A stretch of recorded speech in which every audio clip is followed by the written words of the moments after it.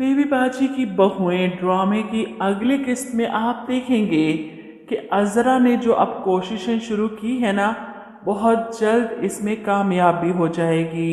वलीद को लगा दिया है आशी के बाप के पीछे कि हर कीमत हर सूरत में इसे ढूंढ कर निकाल कर लाओ। अब वही है जो इस फुप्पो और सायरा को इसके अंजाम तक पहुंचा सकता है, क्योंकि सब कुछ वही जानता है। और मुझे तो लगता है कि इन दोनों माँ बेटी ने उस बेचारे को भी लूटा है और लूट कर ही वहां से फरार हुई थी। अब वलीद तो अज़रा भाभी के दिए हुए एड्रेस और तस्वीर को लेकर उस शख्स को ढूंढता फिर रहा है हर जगह, और उम्मीद है कि बहुत जल्द उस तक पहुंच भी जाएगा। वहीं दूसरी तरफ आशी और अंबर का रिजल्ट है। ये दोनों रिजल्ट पता करने स्कूल गई हैं, दोनों पास हो जाती हैं, खुशी खुशी घर वापस आती हैं। ऐसे में आशी को देखकर इसकी नानी आगे बढ़ती है कि आज मेरी बेटी का रिजल्ट था, क्या बना? और नानी को देखकर आशी मुंह फेर कर अज़रा मामी के कमरे की तरफ चली जाती है। नानी की शक्ल भी नहीं देखना चाहती, इन्हें रिजल्ट बताना तो दूर की बात। इधर अंबर का रिजल्ट सुनकर अज़रा को तसल्ली होती है। फरहत और अस्मा दोनों घर आई थी ताकि अज़रा भाभी के साथ अंबर के पास होने की खुशी को शेयर कर सकें। ऐसे में अज़रा इन दोनों से कहती है कि जमाल के जाने के बाद बच्चे जैसे मुरझा से गए थे। मुझे ये डर था कि बच्चे पता नहीं पास हों या नहीं।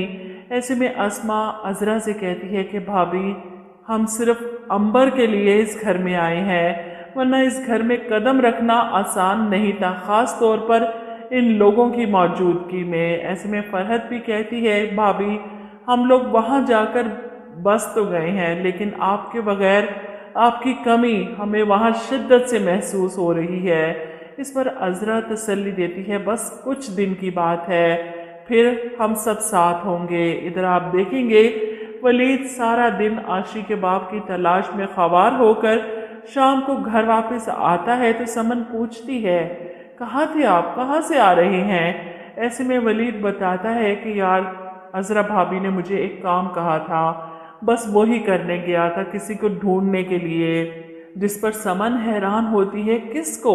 और यहाँ पर वलीद बताता है आशी के बाप को। अब खुद तो इसे पता नहीं कि वो क्यों आशी के बाप को ढूंढ रहा है, समन को क्या बताए। खैर अज़रा भाभी ने कहा है तो कोई वजह तो होगी और वो ये काम करके रहेगा। वहीं दूसरी तरफ बिलाल बांका भी इतनी आसानी से फुप्पो बेगम का पीछा छोड़ने वाला नहीं।